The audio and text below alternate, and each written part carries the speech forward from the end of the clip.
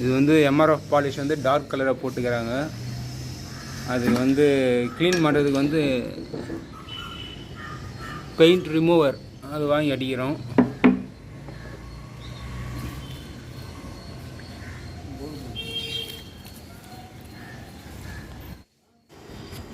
Paint remove நல்லா தளர ஊற்றி அடிங்க. அப்போ தான் வந்து அது பொங்கி வரும். ஒரு முறை அடிக்கிறீங்க அப்படின்னா ஒரு 5 நிமிஷம் கழிச்சு மறுபடியும் அடிக்கணும் அது மேலே.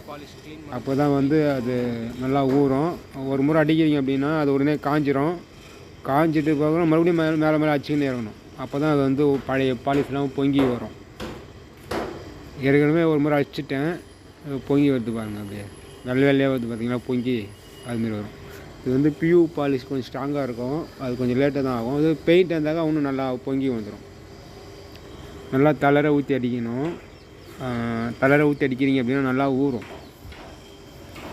நம்ம உடனே க்ளீன் பண்ணுற மாதிரி இருந்தால் தளர ஊற்றி அடிக்கலாம்.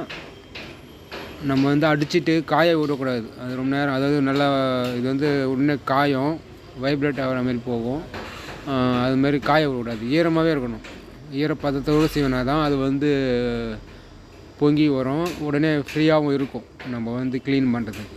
நல்லா தளர ஊற்றிட்டேன் பாருங்கள். நல்லா தண்ணி மாதிரி மேலே ஊற்றிட்டேன். அந்த மூளை முடுக்கெலாம் வந்து நல்லா உக்காரும். அப்போ தான் இப்போ பார்த்தீங்கன்னா ஒரு 5 நிமிஷத்துலேயே நல்லா பொங்கி வந்துச்சு பாருங்கள். எல்லாம் நல்லா அப்படியே பூத்து போச்சு பாருங்கள். மேலே இருக்கிற பாலிஷ்லாம் பூத்துச்சு. இது நல்லா அப்படியே இன்னும் ஒரு அரை மணி நேரம் நல்லா காய விட்டிங்கன்னா நல்லா அந்த பழைய பாலிஷ்லாம் பொங்கி வந்துடும். அதுக்கப்புறம் வந்து இது மாதிரி முள் ப்ரஷ் வச்சு தேய்க்கிறீங்க அப்படின்னா அந்த கீத்தூளுக்கு இதெல்லாம் நல்லா வந்துடும். பார்க்குறவே தெரியும். இந்த ப்ரஷ்ஷை யூஸ் பண்ணுறப்போ கேர்ஃபுல்லாக யூஸ் பண்ணணும். ரொம்ப ஹையாக வந்து ப்ரெஷர் பண்ணி தேய்க்கக்கூடாது. அதாவது லோ ப்ரெஷரில் தேய்க்கணும். இந்த ப்ரஷ்ஷை யூஸ் பண்ணுறப்போ மினிமம் லோ ப்ரெஷரில் சாஃப்டாக தேய்க்கணும். ஹை ப்ரெஷரில் பண்ணுறீங்க அப்படின்னா ஃப்ளவர்லாம் வந்து ஃப்ளவர் டிசைன்லாம் வந்து டேமேஜ் ஆகிறதுக்கான வாய்ப்பு அதிகமாக இருக்குது. மினிமம் லோ ப்ரெஷரில் தான் தேய்க்கணும். அதாவது அதாவது லேஸாக தேய்க்கணும். சிலருக்கு தெரியாது, அதனால் சொல்கிறேன். ரொம்ப சாஃப்டாக நம்ம வந்து தேய்க்கணும் அப்படின்னா டிசைனுங்கெலாம் டேமேஜ் ஆகாமல் நல்லாயிருக்கும். ரொம்ப ஹையாக தேய்க்கக்கூடாது. இதுமாதிரி நம்ம தேய்ச்சிட்டோம் அப்படின்னாக்கா அந்த கீத்து உலகத்துலாம் இந்த இடத்துல ரொம்ப வந்துடும், நல்லாவும் இருக்கும். இதுதான் ரொம்ப இடத்துல ஈஸியான ஒரு மெத்தேடு இந்த பியூ பாலிஷ் வந்து ரிமூவ் பண்ணுறதுக்கு. பார்க்குறப்ப தெரியும் அந்த கீத்து உள்ள மேலே அந்த பழைய பாலிஷ்லாம் நல்லா பொங்கி நம்ம உருக்கி வருது பாருங்கள், உறிஞ்சி வருது பாருங்கள். நல்லா வந்துச்சு, நல்லா தேய்ச்சி போட்டுக்கலாம். சாஃப்டாக தேய்க்கணும். இது வந்து நம்ம எவ்வளோ சாஃப்டாக தேய்க்கணும் அவ்வளோ நல்லது. இந்த ப்ரெஷ்ஷில் பிளாஸ்டிக் ப்ரெஷ் கூட யூஸ் பண்ணலாம், நல்லாயிருக்கும். அதுக்கப்புறம் தண்ணி போட்டு அதாவது வாட்டர் போட்டு க்ளீன் பண்ணுறோம். அந்த பெயிண்ட் ரிமூவெலாம் க்ளீன் பண்ணுறோம். ஓரளவுக்கு வந்து அந்த ஓல்டு பாலிஷ் பியூ பாலிஷ்லாம் வந்துச்சு. நம்ம இது வந்து சீவி போகிறதுக்கு காரணமே முதல்ல போட்டவங்க வந்து பெயிண்ட் வச்ச மாதிரி அடிச்சிட்டாங்க. அதனால தான் வந்து நம்ம வந்து க்ளீனாக சீவி தேய்ச்சி மரம் உட் கிரைன்ஸ் தெரிகிற மாதிரி நேச்சுரலாக வந்து அப்ளை பண்ண போகிறோம். சில பேர் வந்து தெரியாத கலர் போட்டு வச்சுருவாங்க. அவங்களுக்குலாம் வந்து இந்த வீடியோ பார்க்குறீங்க அப்படின்னா அது வந்து உங்களுக்கு யூஸ்ஃபுல்லாக இருக்கும். ஏன்னா நம்ம வந்து தெரியாதவங்களை வந்து விட்டுட்டோம் அப்படின்னாக்கா இது மாதிரி தான் கலர் போட்டு பூச்சிடுவாங்க. தண்ணி போட்டு கழுவினதுக்கப்புறம் வந்து நல்லா ஒரு காட்டன் கிளாத்தில் துவச்சிட்டு கொஞ்சம் நெஞ்சு இருக்கிற அந்த பாலிஷ்லாம் ரிமூவ் பண்ணுறோம். ஒரு சில பாலிஷ்லாம் வந்துட்டுருக்கும், ஒரு சிலது வந்து நல்லா கிரிப்பாக இருக்கும். அதெல்லாம் அது மாதிரி உளியை வச்சு நம்ம க்ளீன் பண்ணலாம்.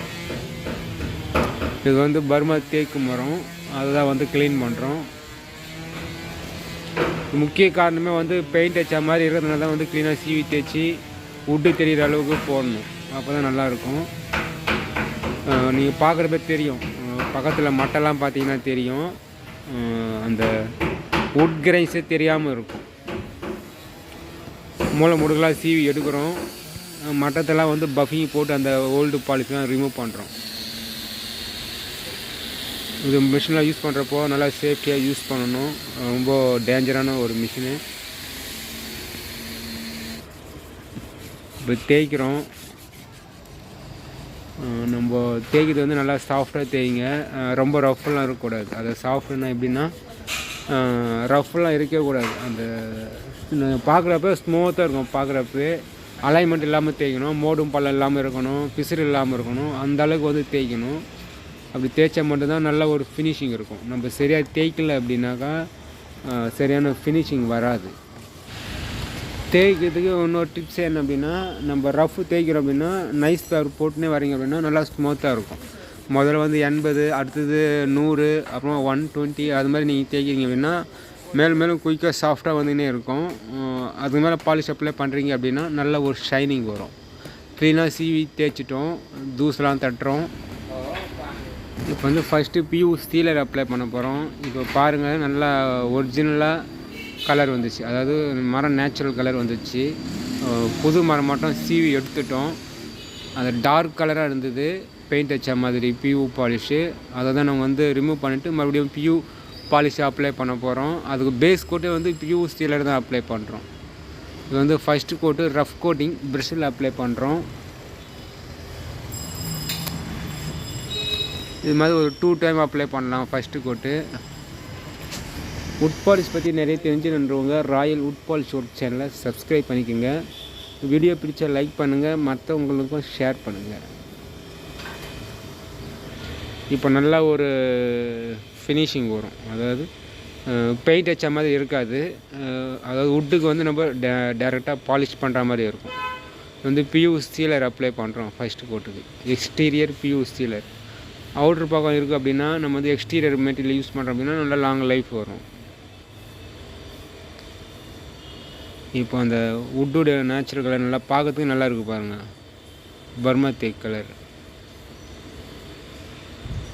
இதையே நம்ம தேய்ச்சி இன்னும் shine coat third coat apply பண்ணுறோம் அப்படின்னா இன்னும் நல்ல ஒரு ஃபினிஷிங் வரும். ஃபுல் ஒர்க்கு கூடிய சீக்கிரம் நான் போடுறேன். விரைவில் அந்த வீடியோ வரும். ஃபுல் ஒர்க் முடிஞ்ச உடனே வரும். ஒரு டோர் நம்ம உட் பாலிஷ் அப்ளை பண்ணுறோம் அப்படின்னா எப்படியும் ஒரு 3 நாள் 4 நாளாவது ஆகும். புது டோர்னால் 3 நாள் ஆகும். பழைய டோர்னால் 4 நாள் 5 நாள் கூட ஆகும். ஏன்னா அது க்ளீன் பண்ணுற ஒர்க் வந்து அதிகம்.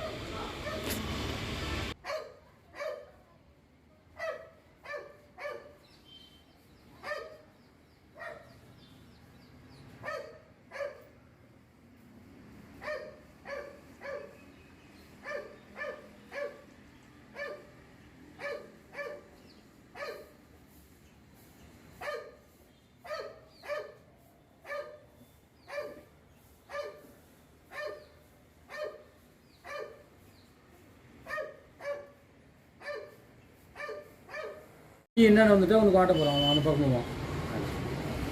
அம்மா 2 அடி தாங்க முடியல. 4 அடி மிஷின் என்னவா 2 பண்ணிட்டாங்க. முகத்தை ஆட்டி